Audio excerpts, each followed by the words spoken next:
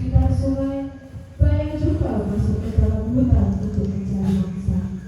Hutan belantara memang area pemburuannya. Makan apa? Dia saja bisa mengejar perut kita.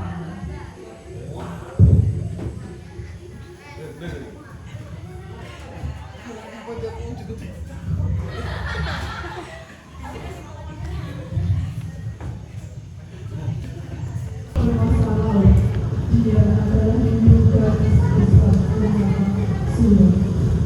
seluruh penghuni laut takut jika bertemu dengan nasional bangsa. Dia selalu merasa kelaparan dan melahap apapun yang ada di depannya. Bertahun-tahun makan ikan di laut membuat Sura bosan hingga suatu hari Sura berenang menyusuri pantai dan tak sengaja sampai di sebuah goa. Untuk merasa penasaran tidak siap kami bersama. Hari-hari aku hanya memakan ikan di lautan. Aku ingin tahu bagaimana hewan yang ada di daratan. Hewan berkaki 4, sepertinya nikmat sekali.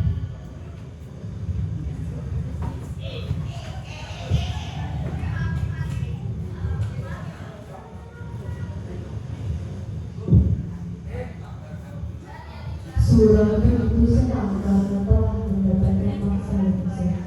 Setelah itu, Sura pun kembali ke lautan.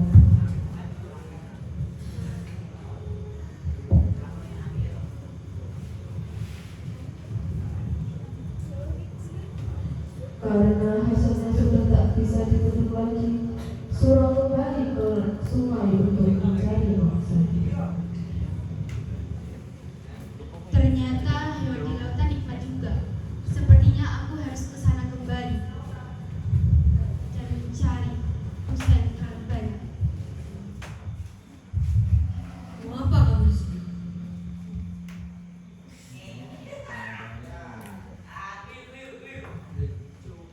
Kenapa kau di wilayahku?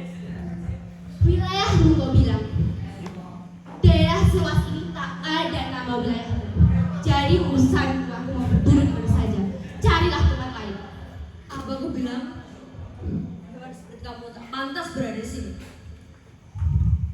Akhirnya mereka bertarung siang dan malam, keduanya berkelahi hingga mengganggu para pemburu hutan.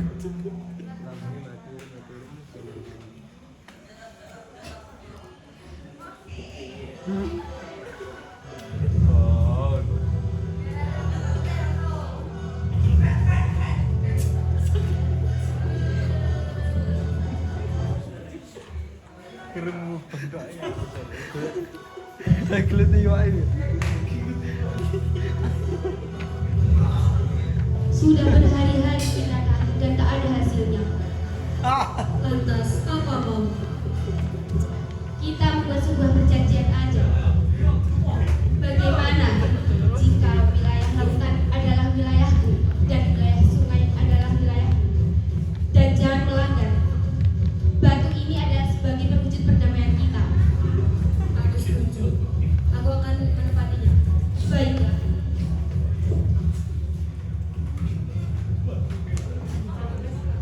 Berbulan-bulan setelah perjanjian itu, hutan kembali damai. Raya pun merasa tenang karena hewan kesukaan tak ada lagi yang musik. Namun, ternyata ini adalah ibu daya bergerak dari Sura. Alika Dul. Aku yakin telah sekian lama aku tak kembali ke daratan. Baya pasti berpikir hewan kesukaannya tak lagi ada yang memangsanya. Hahaha.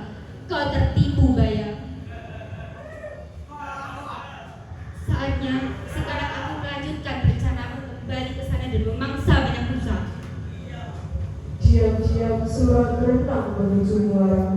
Siasat Sura adalah mencari mangsa, kemudian membawanya kembali ke laut. Sura merasa senang karena rantainya mendekati. Berkali-kali dia melakukan hal yang sama tanpa ketahuan Baya. Hingga suatu hari, Baya merasakan kejanggalan. Dia merasa hewan buruannya semakin berkurang. Baya mempunyai firasat bahwa ini adalah ulah Sura. Mungkinkah ini ulah Sura? Tapi dia sendiri yang membuat perjanjian itu. Akan kupancing dia. Nanti korektor sialan itu akan kuhabisi. Baya pun menyiapkan rencana. Dia sengaja menangkap seekor Sura dan melemparkan Sura itu agar tidak bisa lari. Kemudian diletakkan di pinggir sungai. Lalu Baya pun bersembunyi di balik batu.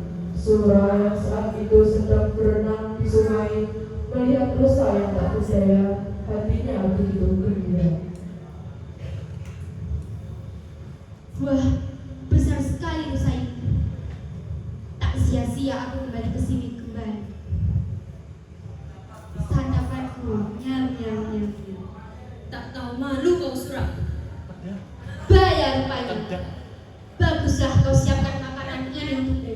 Tak perlu lagi aku berburu. Sungguh rakus kau Sura.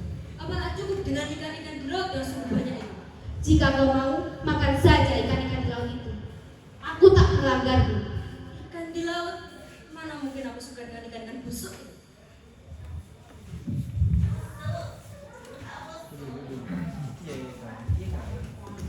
Mau kemana kamu Sura? Aku mau kembali ke lautan dan memakan rusa yang telah aku bunuh kemarin.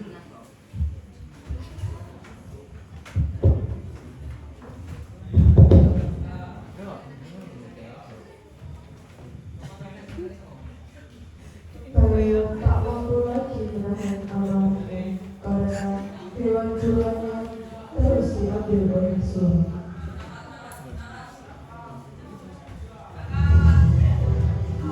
Buntutnya nanti. Ekorku! Sura pun membalas dengan menggigit ekor Baya. Keduanya sama-sama kesakitan. Baya pun semakin gerak.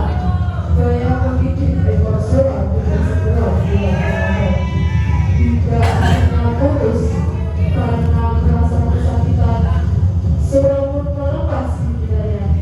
Bekas gigitan Sura pun membuat ekor Baya bertumpuk. Sura akhirnya pergi meninggalkan pertarungan dan kembali ke lautan. Sejak saat itu, Sura tak pernah lagi menyeberangi sungai. Apalagi dengan keadaan sekarang yang tak memiliki ikan, yang tak seindah dulu. Pertarungan dahsyat Sura dan Baya itu akhirnya menjadikan nama daerah di Jawa Timur, yaitu Surabaya. Lagi?